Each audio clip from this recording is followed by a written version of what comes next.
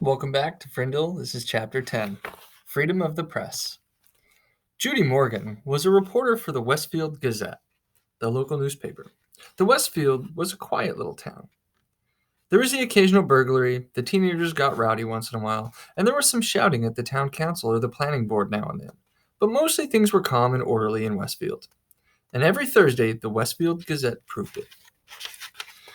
Ted Bell sold advertisements for the paper, and he had a daughter in the 4th grade at Lincoln Elementary.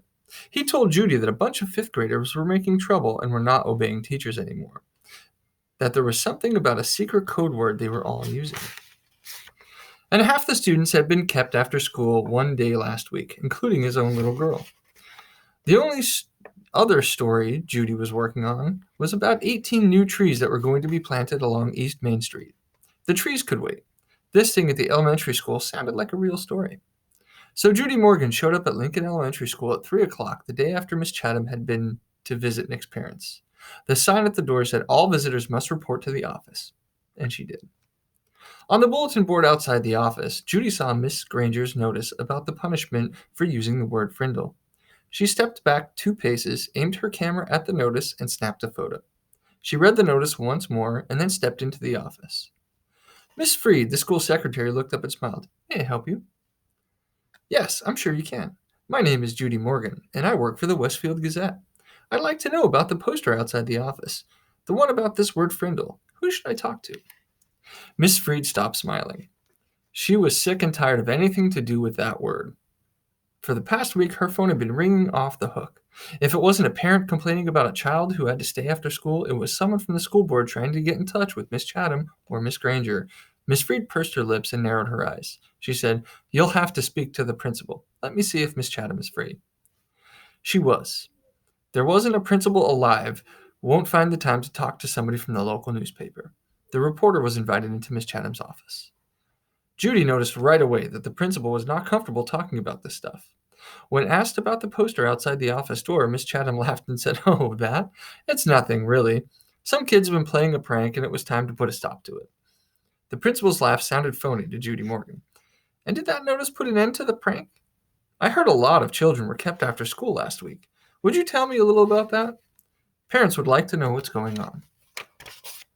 Miss Chatham looked like a kid who had been sent to the principal's office. She squirmed a little in her chair and tried to smile. She said, "Well, we do have a little problem, but it's under control. Miss Granger may have overreacted a bit. I don't think the children have really been trying to be disrespectful. They're just having some fun, and it's more like a difference of opinion." And then Miss Chatham went on to tell the reporter what she knew about the word frindle and how it had become a popular word among students. Judy Morgan took careful notes. And when the principal had finished, Judy said, "Would you mind if I asked Miss Granger a few questions?" Miss Chatham said, "No, not at all." But Judy could tell the principal wished she would just go away.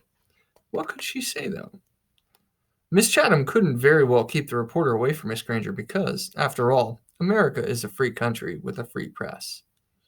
If Judy really wanted to, she would talk to Miss Granger sooner or later. It was sooner. In 3 minutes, Judy Morgan was standing at the doorway of room 12, looking in at Miss Granger. There were about 15 children sitting at desks scattered around the room, busy writing out their 100 sentences. She knocked, and the teacher and students looked up from their work. "I'm Judy Morgan from the Westfield Gazette. Miss Granger, may I have a word with you?" Miss Granger stood and came out the hallway and closed the door. Judy could see past her and saw that every kid in the room was straining to listen. Judy noticed Miss Granger's eyes right away. Gray, maybe flecked with a little gold, and very sharp, but not hard or mean, just bright and strong. The reporter didn't waste words. "So I hear that you plan to stop students from using their new word. How goes the battle?" Miss Granger did not smile, and her eyes got even brighter. "First of all, it's not a battle. I am merely helping my students to see that this foolishness should stop. Such a waste of time and thought. There is no reason to invent a new and useless word. They should each learn to use the words we already have. But of course, all of this is just a silly fad. And when you add an E to fad, you get fade. And I predict that this fad will fade." Judy looked up from her notepad and asked, "Any idea how it all got started?" Miss Granger's eyes seemed to almost catch on fire at that question, and she said, "Yes, I have a very good idea of how it all got started. It was one young man's idea, a fifth-grade student named Nicholas Allen. And now you'll have to excuse me, Miss Morgan, for I have papers I must grade. And with a brief, firm handshake, Miss Granger ended the interview. The reporter didn't leave right away. She walked back through the hallway and sat on a bench outside the office so she could look over her notes and make sure they made sense. It took her about 5 minutes. Then Judy stood up, put her notebook into her large black purse, waved goodbye to a frowning Miss Freed, and headed out the door. As she walked out to the parking lot, 5 or 6 kids who had just finished writing their sentences for Miss Granger came out of another door. Judy walked beside them, listening to them laugh and joke. Then she asked them, "Why do you kids keep saying Frindle? Don't you hate staying after school?" A boy who was almost falling over from the weight of his backpack looked up at her and smiled. "It's not so bad. There's always a bunch of my friends here. I've written that sentence 600 times now."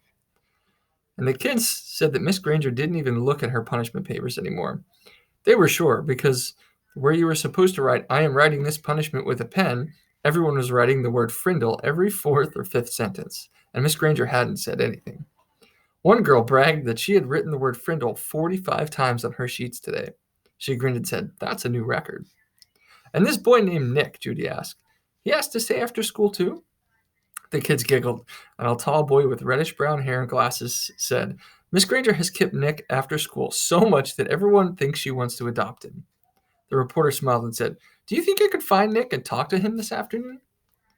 The boy looked at Judy for a second and then said, "I don't think Nick would want to talk to you right now. He might say something stupid and get himself in trouble." And then he grinned at his friends. The kids laughed and poked and punched each other and headed off down the block. Judy drove back to her office and started writing. The next morning, a brown envelope arrived at the Gazette offices addressed to Judy Morgan, and below her name was written, "Frindle Story."